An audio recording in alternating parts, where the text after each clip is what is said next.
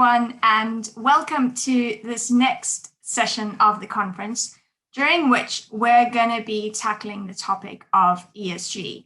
My name is Shannon Manders, and I'm GTR's editorial director. Now, the need to embed ESG and sustainability practices and decision-making into business has never been more acute.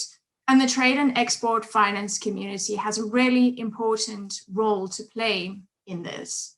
So with questions increasingly being asked of banks when it comes to their policies and processes, and the uncertainty over the role of export credit agencies in this space, coupled with concerns that maybe governments might be moving too fast for companies, as well as the growing emphasis on the importance of data and technology in tracking all of this, there's a lot to think about. And so in this session today, we're going to be taking a look at some practical solutions to be implemented, but we're also going to be setting the scene a little bit in terms of what's happening here and now in the UK in the run-up to COP26. So joining me in this discussion today are 5 fantastic panelists, and I'll just take a minute to introduce them to you. Rowan Austin is Head of Trade Finance Origination and Advisory at NatWest. Helen Meekings is Deputy Director for Policy and Climate Change at UK Export Finance, the UK's export credit agency. Grant Rudgley is Project Manager, Sustainable Finance at the Cambridge Institute for Sustainability Leadership. Atul Patel in Singapore is co-founder of DLT Ledgers, and Bart Russ is Managing Director, Working Capital Finance Origination EMEA at Pemberton Asset Management. Welcome to you all, and thanks for being here. Now, before we get started, and we've got a lot to get through in the next sort of 50 minutes, audience members, those of you who are joining us today, we're hoping for a really lively and interactive debate. So if you do have any questions that you want to put forward to the panelists, then please do so using the Q&A function. But let's get started. Helen, I'm going to come to you to begin with. To talk about some sort of newsy developments. One of UKEF's sort of newest products in the space is the new transition guarantee scheme. Can you get us started off by telling us a little bit about the scheme, which, as I understand, is currently being rolled out, and when we can expect to see some transactions under the scheme? Yeah, thank you, Shannon, and thanks for the introduction. Yeah, you're quite right. UKEF is in the process of rolling out its new Transition Export Development Guarantee, which is a variation of our Export Development Guarantee, which was launched last year. And this product's specifically been designed to help UK businesses, exporting businesses, in their transition from the fossil fuel sector to a clean growth, the clean growth sectors. So it's there, as I say, to support those that are transitioning and those that are captured by government's new policy that came out on fossil fuels at the end of March, which means that the UK government departments, such as UK Export Finance, are no longer able to support for fossil fuel business overseas. So the Transition EDG, as I say, is a variation of our existing product, and is there to help larger businesses. However, it is worth pointing out, we do also have our general export facility, which is there to support SMEs, and they're currently exempt from the fossil fuel policy for the next year. So we will be working both with big business and small businesses to help them, as this policy on fossil fuel comes into effect. Thanks, Helen. Okay, so it is then for larger companies, and then the GEF is the way that the UK is helping to create sort of, net positive impacts in transition industries for smaller companies. Is that right? That's right. And, just to confirm the fossil fuel policy, there's an exemption for a year for SMEs. We're doing a lot of work with SMEs in, across all sectors at the moment, and supporting them, in their businesses, and helping them exporting and being part of the export supply chain. And the general export facility, the GEF, is the way in which we're doing that. And I think colleagues were speaking about that yesterday on the conference as well. But it is there. We've increased the number of SMEs we've supported quite substantially over recent years, and the JEF product in particular is there to sort of make access to working capital and all the other facilities that UKEF has had more simple and easier.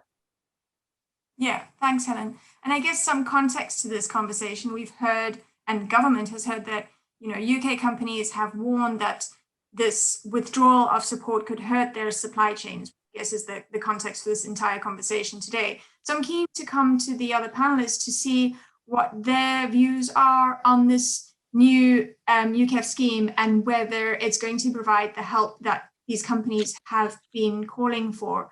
Rowan, let me come to you in the first instance. Yeah, hi Shannon. I think the answer is yes, it definitely is very helpful. I think we should also dwell on UKEF itself. I'm not just saying this because Helen is here, but I think UKEF has been one of the most creative and innovative of the ECAs in terms of product development, developing new propositions to support not just sustainability and green, but the economy generally, whether that's supply chain finance, general export facility, export development guarantee, and all the other general schemes they have. So I think they deserve a big thumbs up for that. So yes, it is very helpful to have UKEF supporting sustainable finance for the UK. And one of the reasons is, and I'm going to come to this theme throughout this session because I think it's a key issue, is that ultimately at the moment, financiers and banks, the capital allocation is not yet adjusted to support green and sustainable finance in general across the industry. So if I was going to finance a coal-fired power station or a wind farm, assuming they're the same credit profile and it's the same structure, there's no capital benefit and pricing benefit from doing so at this point. However, if there's a UKEF overlay on that, then the capital benefit that most of the banks can apply is significant. And it means we're starting to see through UKEF a capital benefit and a pricing benefit come through. And I think that's key. And the more that the wider regulatory environment catches up with that, the more we will see capital allocated to greener and more sustainable activity. Yeah, excellent. Thanks, Rowan. Grant, what are your thoughts on this new scheme?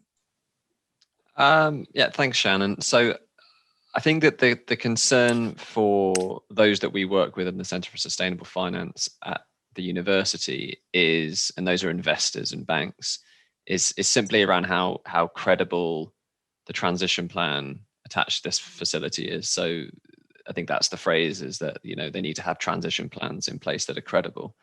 Now, there's no established standard on this right now, and it is helpful that the government is stepping forward in this guise to kind of define what is good. But I think we need to acknowledge that many in the investment community won't view it as good enough. So the dialogue needs to remain open, particularly in the context of the continuing subsidies that brown sectors receive, including those in the northeast of Scotland. But the thing is that, you know, without a transition plan for industries, and especially SMEs, so I'm, you know, glad to hear Helen highlight that, we of course risk causing significant harm. And so the other thing that I would flag is that we are seeing a growing awareness in the financial community of a so-called need for a just transition, and government mechanisms that help companies to diversify incomes away from fossil fuels or retrain and retool are essential in this context. So yes, transition plans need to be credible, but at the same time, you know, we need to be thinking carefully about you know, the communities, because that's coming up the investor agenda. Yeah, excellent. Thanks, Grant. Bart, bringing you into the conversation, please. How do you sort of view this transition scheme and plans in the context, I guess, of, you know, investors who presumably have a lot of expectations when they're investing in these companies? What we see at Pemberton is that more and more of our LPs, our liquidity providers, are clearly asking questions in the ESG domain. They simply expect not just returns, but also that something decent is being done with their money.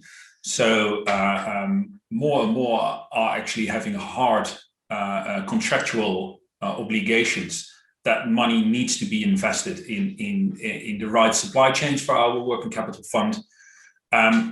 That brings us, of course, to a point that is still difficult to get full transparency, especially if you go deeper upstream. Your first tier supplier, you generally have a good insight on what is happening there. But if you go further upstream, it becomes lesser transparent.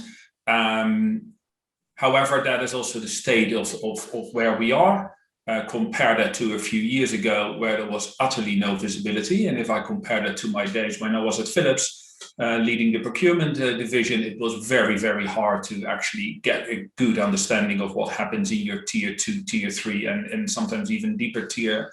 That is being increased. So I think there is a clear path forward. Yes, it has all to do with that transition. And I think it's all our responsibility to ensure that we keep progressing and not just accepting that there is not always enough visibility and not always clear measurements to put that transparency into a number, a score, or something like that. There are, of course, great initiatives along these lines, but I think that should definitely be something where we should further sharpen our pencils. Yeah, absolutely. And I think we're going to come on to the topic of the role that data and technology plays in this conversation just a little bit later. But before we do that, coming back to you, Helen, and you mentioned this, but maybe you can go into a tiny bit more detail. What I want to talk about is whether or not the UK's fossil fuel policy goes far enough as it kind of is today. So I was going to ask you to briefly outline it and then to bring the other panelists in on their thoughts on it. Yeah, sure. I mean, as I mentioned earlier, the fossil fuel policy, which the Prime Minister announced at the end of last year and came into effect on the 31st of March, it covers all government support internationally in respect to fossil fuels. So that's oil, gas, and thermal coal. And it covers not just ourselves, but also development assistance, that ODA, as well as trade promotion activities. The policy itself went out to consultation, and government listened to the concerns of business, which is one of the reasons why we have the transition EDG. To go to the point that Grant was raising in terms of the transition planning, he's quite right. We're also learning along the way, and we're part of a full government package, including the BEIS, which is the Business, Industry and Energy Department, that's also looking at how to support businesses. There's government's 10-point plan to sort of support with the green transition, and there's also a North Sea plan again, so looking at how government can support business in its transition away from the heavy fossil fuel industry towards green and clean technologies. And so we're part of that, and there to support those businesses as they then become able to export those technologies overseas. But the transition EDG, as I said before, is very much about supporting and enabling and recognising, exactly the transition will take time, and we need to be there to support it, businesses as they do that. So in summary, the fossil fuel policy is all encompassing, but government has listened, and as a result, there are these other plans to help businesses around transition, including our transition EDG. Thanks, Helen. Panelists with thoughts on the policy, maybe starting with you, Grant, and coming to you, Rowan. Yeah, sure. Look, I think that you've heard the word support a lot, and I would describe the government as being in support mode now. And I think that's important to recognise, because to answer this question about whether or not the policy goes far enough, because it shows that actually it's not really the government driving this agenda. So just to give you a sense of perspective here, the financial materiality of not addressing climate change, as in the risk to our economy, is now being recognized by asset owners and by financial regulators. And that is, over time causing the companies that now need to be supported to lose access to finance on terms that they previously enjoyed. And that will only become more and more the case. And so the thing here is that the government is supporting businesses through a transition which is now being pushed upon them, not necessarily by the government. So I'm not necessarily sure that the policy is the driver of the transition here. The policy is more the supporter of the transition, which is still important. And I think I'll pause myself there and hand over to Rowan. Excellent. Thanks, Rowan.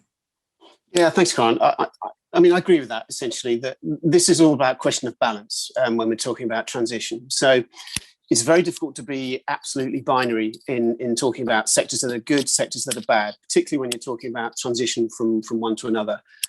It takes time and it takes energy. And managing that balance and adding the resources, including financing to that, to make sure transition can be achieved is really, really important. So I think the UK is doing a good job there in terms of maintaining that balance. If you look at what the UK has done with our own energy policy, we still generate around 43% of our energy from fossil fuels. The remainder is from non-carbon sources. But only 2% of that is from coal, and we've had coal-free days and weeks in recent years, which is a great achievement. And then encouraging that in the rest of the world, I think, is a core part of our development policy, which is really, really important. Now, we have to balance that, because as many of us are trade financiers, a lot of trade finance is about supporting regional development, and supporting regional development means access to goods and services, including electrification. So how do we manage that balance in terms of making sure that is the right kind of transition?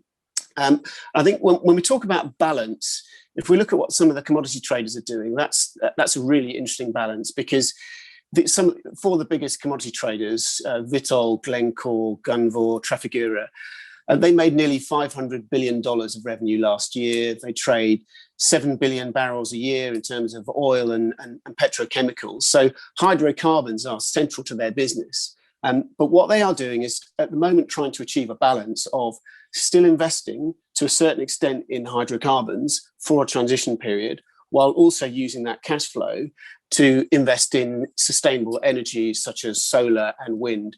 They recognise the need for transition, but they also recognise the time it will take to get there. So different commodity companies are striking a different balance, but I think that's where we need to look at the nuances. So it is a tough balance, but I think we're getting it right, but maybe we need more pace. Yeah, thanks, Rowan. I guess it kind of touches on one of the issues that I think the world is facing, is how we measure this impact. And we talked about it a little bit earlier on. We know that, for example, coal is bad because of the environment, the E aspect, but we also know that, it can be good in terms of economic development. But the problem is, how do you measure that? And is a company's impact really net positive if it stops financing coal? Does there need to be some kind of weighting between the E versus the S, versus the G benefits, and figuring out the trade-offs in all of that in this conversation? But coming to you, a couple of thoughts from you in terms of drilling down into that impact and how we measure it. It is quite a difficult subject, and if it was easy, then it would have been resolved by now. One of the reasons why it is quite difficult is that supply chains are actually at the heart of many business models. So being totally transparent where you source, how you do your logistics is actually very vital information for competition. So from that angle, you don't want to be too transparent, because you're giving away a lot of secrets about your business model. However, if you keep your cards too close to your chest, you will never be able to show that transparency. And that is hopefully where better technology can help. And let's also be fully clear here. You don't need to know the answer with the finest decimal calculated. If we are currently able to get a good understanding of the environmental impact, the social impact of your supply chains, that is good enough. I sometimes realize that in these discussions, the perfect is being made the enemy of the good. Let's start with the good for now. Then we will be able to further optimize. I also have noticed in some of the discussions the points I just brought up are being maybe even misused to not have the discussion at all, which is actually quite damaging. And we should jump over our own shadows and be proud that we are trying to bring this transparency. But I think technology is an essential part to create this transparency, but also in a cost-effective way. Because some of the solutions that are out there are great, but it is simply not worthwhile from an economic perspective to add all those costs to get an insight in what the pollution is of certain supply chains. Yeah, this feels like the perfect time to bring Atul into the conversation. Yeah. Atul, talk to us about the role that technology can play in helping companies track this information, but also in terms of the trade finance side of the conversation, which we've yet to really touch on yet. And in terms of how it can help, in terms of the frameworks that we might need that technology can help us with. Yeah, thank you, Shannon. I think it has to be looked at from a cost-benefit point of view, right? So the technology has come to the point now to support the corporates and the bank and the regulators to really kind of put all of the great initiatives that has been always there into the action. So if you look at from a technology point of view, we do now have certain frameworks which has emerged, which are on distributed ledgers, which are also available as software as a service. So what that means is that corporate who has to give the chain of custody to prove the sustainability related certification, either through government licenses or through an external third party, to get to certain sort of preferential treatment from the bank. I think that measurement of that in a platform like distributed ledgers are now available at a price point which corporate can afford, or even the SME can afford. So that's the first point to make, that technology was always there maybe a couple of years ago, but maybe it was not there to support the price point around which you could make it work. The second point to note is really my experiences have been mostly in and around Singapore, which is a large trade hub. And if you look at what comes in and out of Singapore, about a $1 trillion worth of goods gets out in and out or transshipped or managed trade out of Singapore.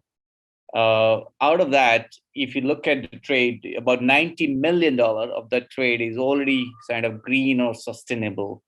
Either it's in the renewable space or looking at agriculture space or the space, waste space, and etc. Right? So when what Singapore did, and that could be something I can share, was they set up about 2 years ago a green finance industry task force, which is great. That came out with 200-page white paper, which I used to kind of get to the bed.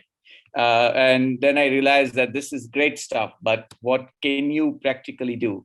So earlier part of this year, there were practical example of how the trade could be done in a green finance area where the exporter and importer were used as part of that green finance industry task force that was set up following the framework where banks like UOB and others funded that particular transaction on a sustainable platform, right? So I guess the technology is definitely out there. The piece of advice that I would give is that technology has now come to a point where one could just use it, whether to the earlier point from that Bart made in terms of, do I need a perfect ESG certification? Answer is no, because it's always good to begin with where you are.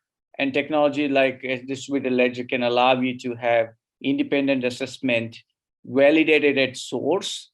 So some of the companies which has been accused of in Southeast Asia of kind of making it up their rating of sustainability are now kind of having no real opportunity to do so because of the different node, if you will, where the data is coming from is protected from any kind of manipulation that could happen. So I think it lends really well in terms of really making it happen.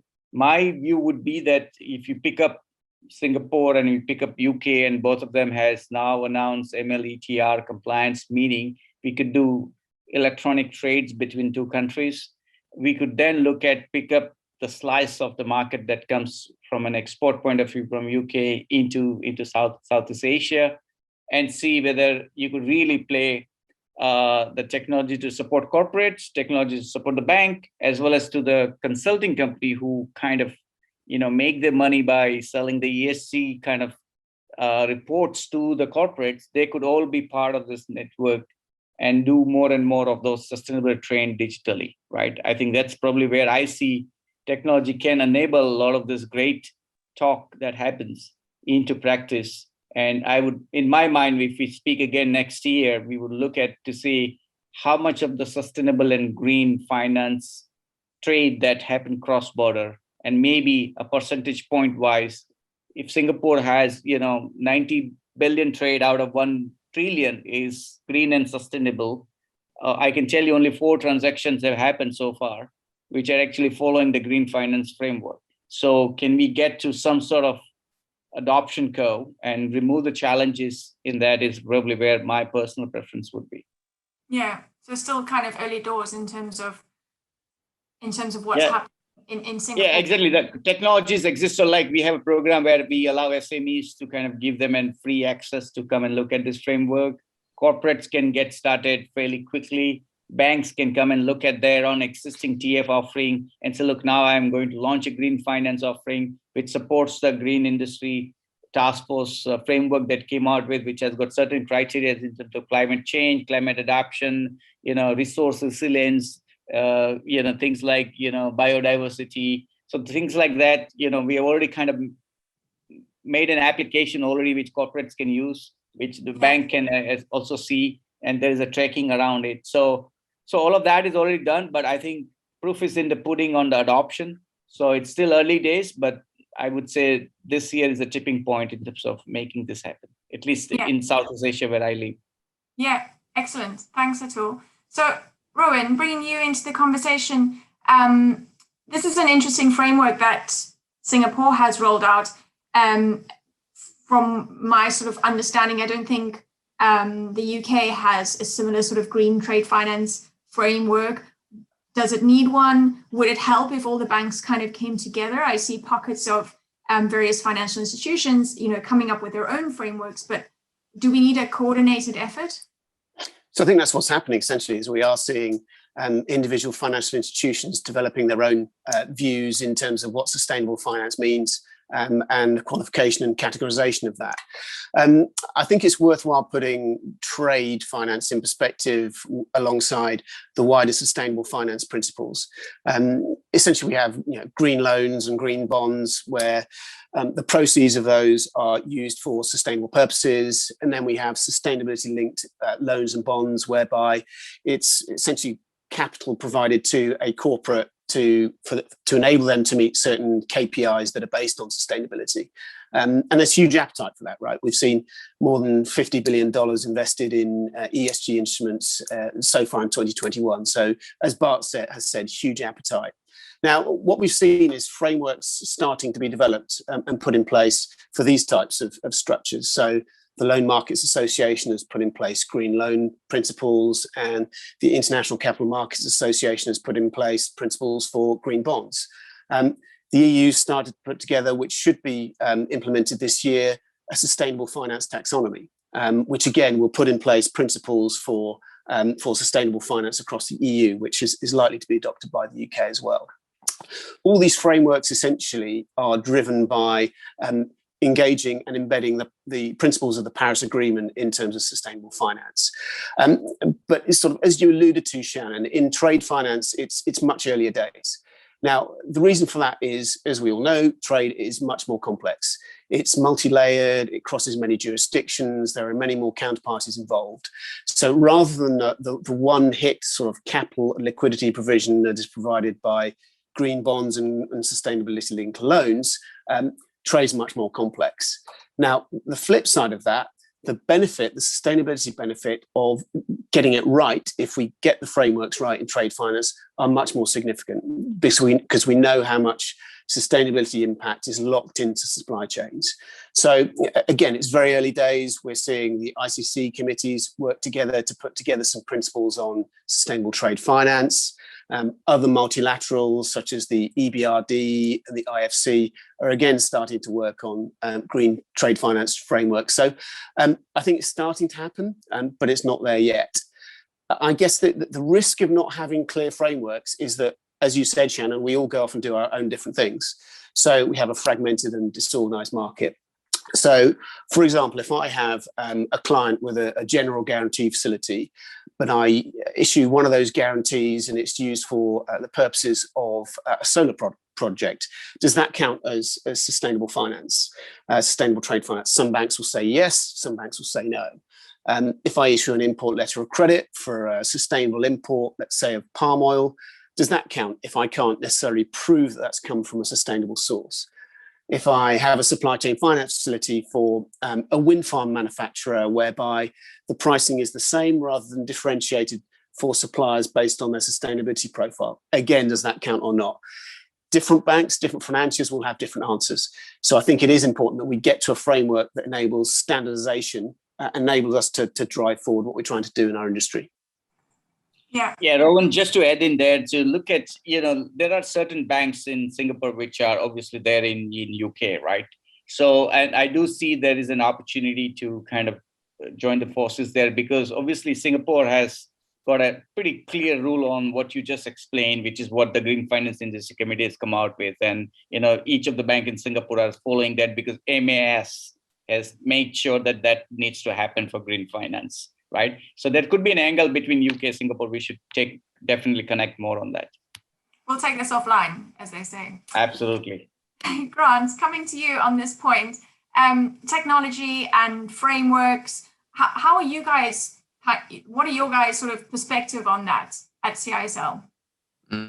The key word is triangulation.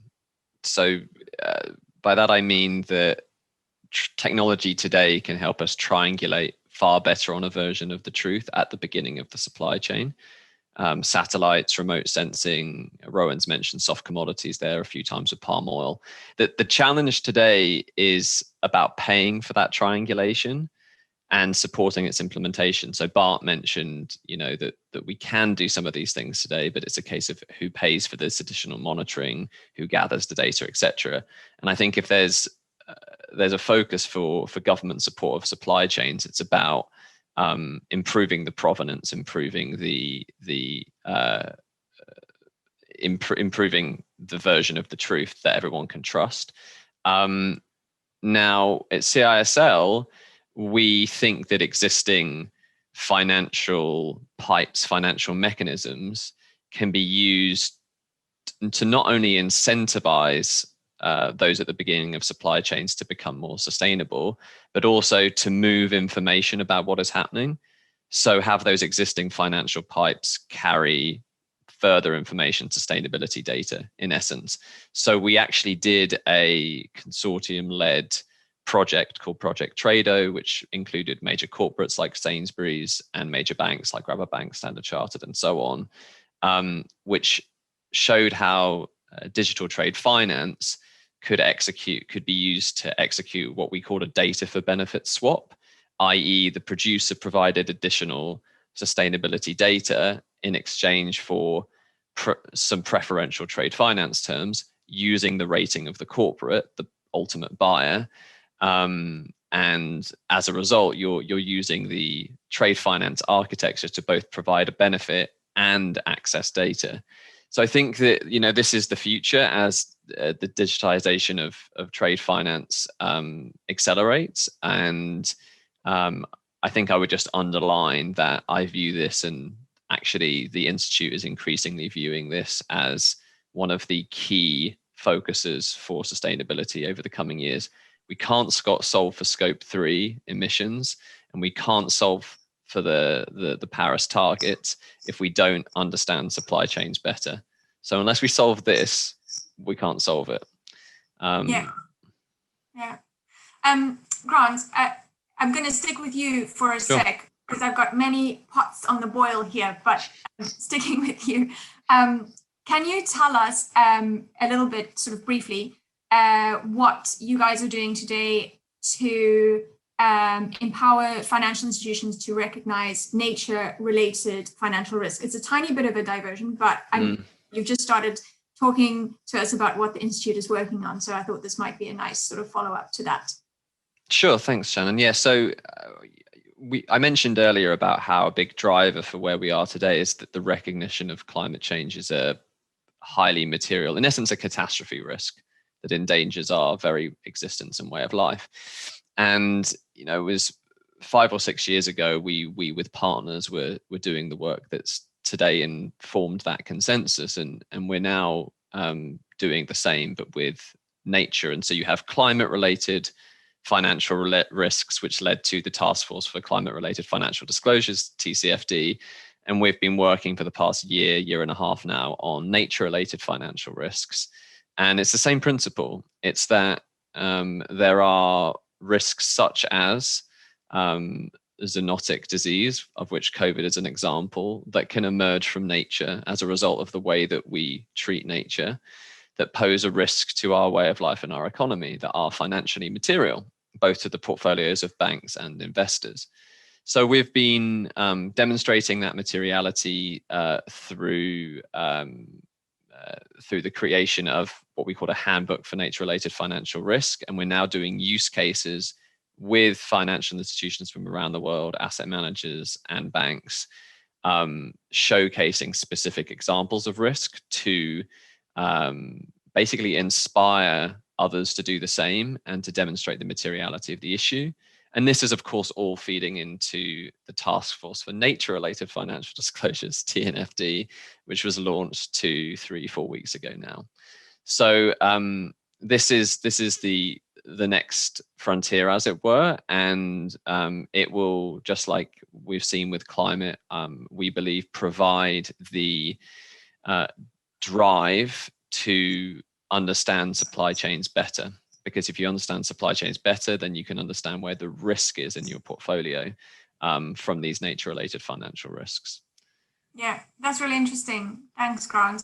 Helen, coming back to you, we've been talking a little bit about the role that data plays in creating transparency, which is obviously, you know, important to avoid the risk of greenwashing. So I'm interested to know how UKEF is harnessing data, you know, in terms of its support that it provides to companies to indeed avoid this risk of greenwashing. Yeah, thank you for that, Shannon. I mean, there's a few areas I'd quite like to touch on. You know, UKEF is looking at the Task Force for Climate-Related Financial Disclosures, TCFD, and that will involve us, you know, getting a better understanding of our data and recognizing where those risks are, both from transition and physical risks from climate, and how we can take account of that, particularly given that the vast majority of our support is in the developing world, where the minute the data is less available, there isn't the same amount of data as there is in sort of the OECD countries. So these are going to be things that we need to be looking at very closely over the next few years. And then the flip side of that, of course, is the impact we have with our support on climate and understanding our greenhouse gas emission footprint, you know, particularly in respect to our portfolio. And, you know, as the panel's been discussing, you know, it's the supply chain where it's even more challenging. And for us, you know, one step further removed, understanding what the emissions are of the projects and the businesses that we're supporting, but also their supply chains is a challenge that we are certainly looking at tackling over the next few years.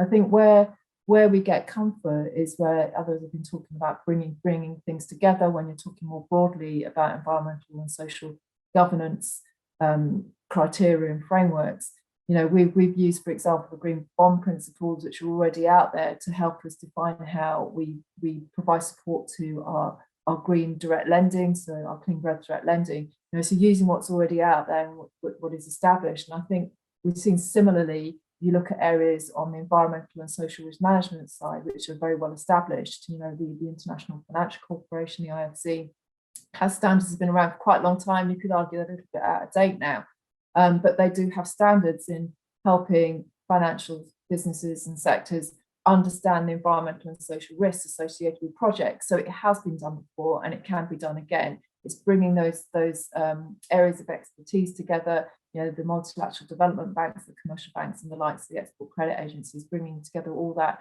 knowledge to come to some agreement as to what those centrally agreed standards should be. And you can see that happening, with the TCFD and the Task Force for Nature-Based Disclosures as well. These areas where we're getting agreement, this is industry best practice, are really helpful. But the flip side of it is then turn that into something that can then be delivered and achievable, which brings me back to where I started about understanding the data and understanding how we can benchmark ourselves and move forward so that we're making risk-based decisions in respect of environmental, climate change and social related impacts. Thanks, Helen. Now I do have some questions that have come through from the audience. Many thanks for those. I think we're going to take a few of those now before we close out the session with some sort of practical advice that companies should be taking. This one I think is for you, Bart. It's a really good one. The question is, when it comes to investors, how deep do those conversations go in terms of their requirements for ESG? Is there genuine engagement on the issue, or is there an impression that it's simply a box ticking exercise?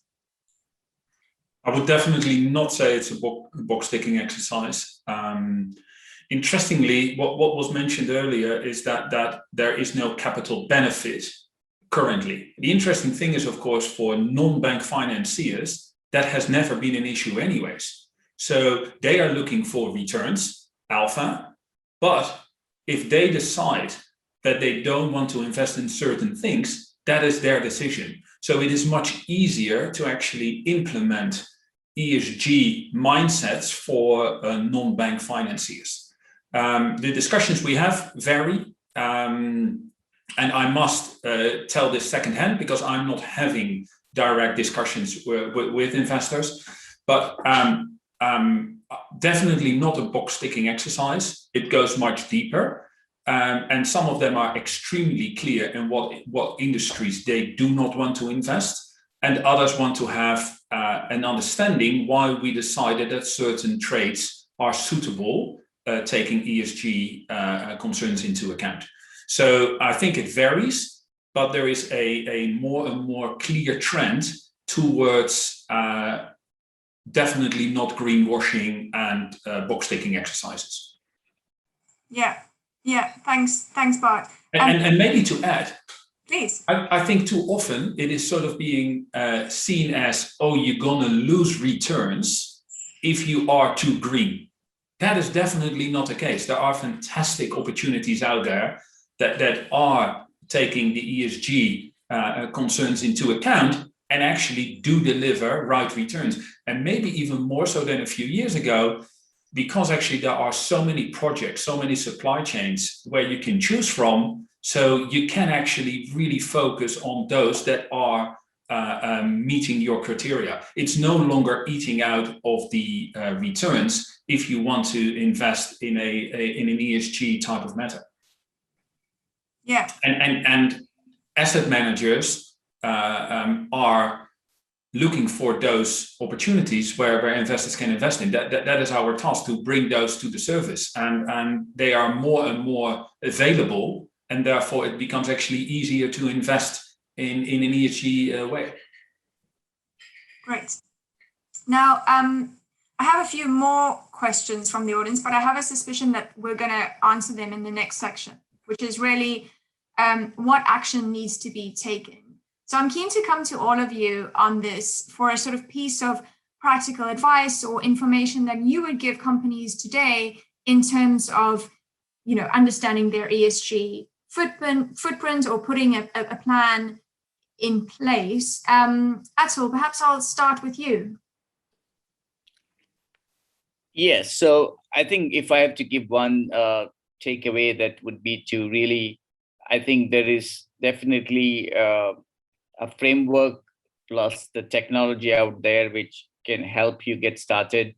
However big or however small you are, you should definitely get started. This is not $1 million project that needs to wait and get multiple approvals. Singapore has really made it easy for any corporates, any SME, any bank to come and basically just participate and get started with the grants and loans. They've made it available. So I think explore if you are in the business of making yourself differentiated using green financing, using sustainable practices in the industries that you serve.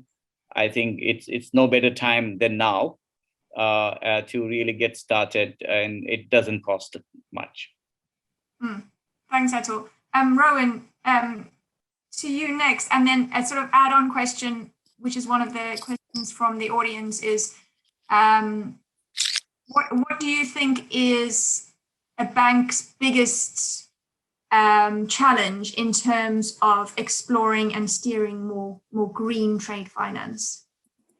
Sure, I'll come to that question last, if that's okay.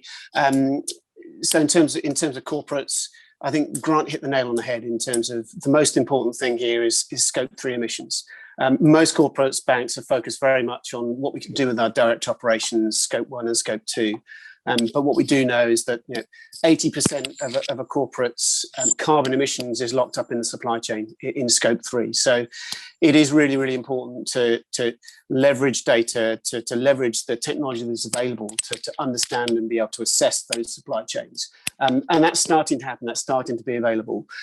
One of the benefits of COVID, if there is one, is that corporates have focused much more on supply chain resilience and mapping the supply chains because they've been significantly disrupted.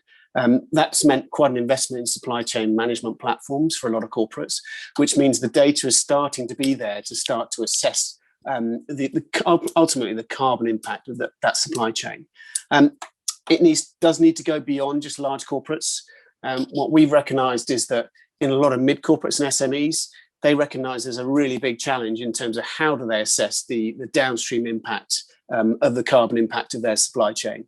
The majority of them don't know where to go or how to do it. So we're linking up with Microsoft to basically provide a portal to link in with ERPs for mid-corporates to enable them to understand the impact of their supply chains. That's just a pilot at first, but these are the kind of initiatives that really need to be taken on board to drive through benefits for corporates and ultimately for the wider trade finance market. I think in banks as well, it's very collaborative, trade finance, the world of trade finance and the trade finance ecosystem. I think, as Atul mentioned, that there's plenty of opportunities for us to collaborate to develop propositions and trade finance opportunities that are focused on sustainability, that go beyond just the principles of sustainable finance and green loans. In terms of banks' biggest challenges in developing green trade finance, moving specifically beyond sustainable finance, I think it's bandwidth. I think ultimately innovation budgets are there in banks and are often ring-fenced for sustainable purposes. I think as trade financiers, we need to make sure the voice is there, to make sure our voice is being heard in terms of what we want to develop in terms of trade finance products. We're very much getting that bandwidth in NatWest, but it does take essentially the experts from within the bank to drive up these ideas across the bank, because the expertise starts with us. Yeah, excuse me. Thank you, Rowan. Helen, coming to you, what piece of practical advice would UKEF give to companies? Yeah, I think without wanting to repeat what Atul and Rowan have already said, it's about understanding your supply chain. There is a lot of advice out there. You can look on the TCFD website and similar websites to give guidance for those that are less familiar with all of these aspects. The other thing is understand the social bits as well. There's Modern Slavery Act here in the UK. The businesses do need to understand, their supply chain, not just on the climate environmental side, but also on the human rights side, and in particular in respect to modern slavery. So, look at the resources that are out there, look at where the information is, and sort of make sure you understand the risks to your business. So this isn't just about the finance sector. It's about business and understanding the risks. And as Rowan was saying, if COVID has identified one thing, is actually the supply chains are really important in respect of understanding risk. And the other thing I'll just sort of say is, from the UKEF side, we're here to support, businesses big and small in their transition journey and understanding how we can all move forward with this. And we've got export finance managers across the UK who are more than happy to speak to people if they want to understand more that UKEF can do to help them. Brilliant. I'm going to come first to Bart and then to Grant for the final word. Bart, what piece of information or advice would you give to companies? Let's start with, I won't repeat what the others have said because I greatly agree with that. Another thing, what everybody can do for themselves is just be curious, ask questions and ask deeper questions. If you are using shipping companies, ask what kind of fuel they're using. What do they have scrapers fitted? Just ask questions. And if you get a wobbly answer, ask more questions. And I think that is something we can all do. And it is too often too simple to just ask one question, you get a bit of a wobbly answer, then you sort of accept it. Invest some time in the subject and dig deeper. And then before you know it, you don't need to be an expert, but you will be more than enough equipped to be dangerous and to help to move this subject forward.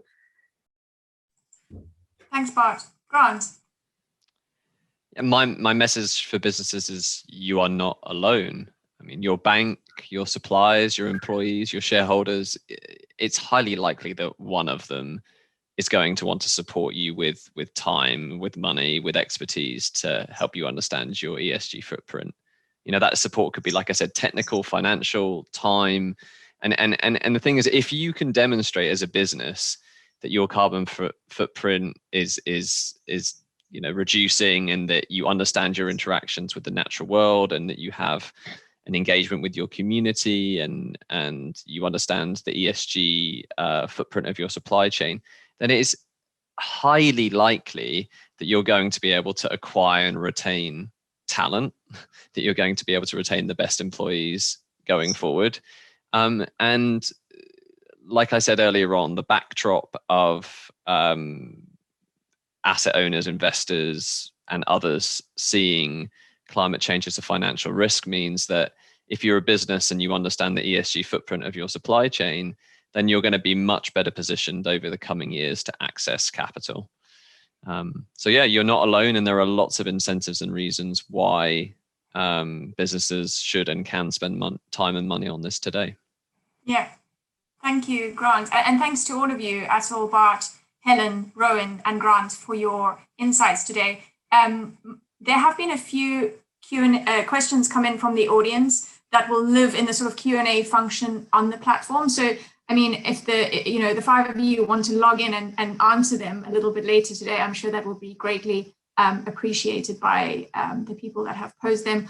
As I said, big topic. We covered a lot.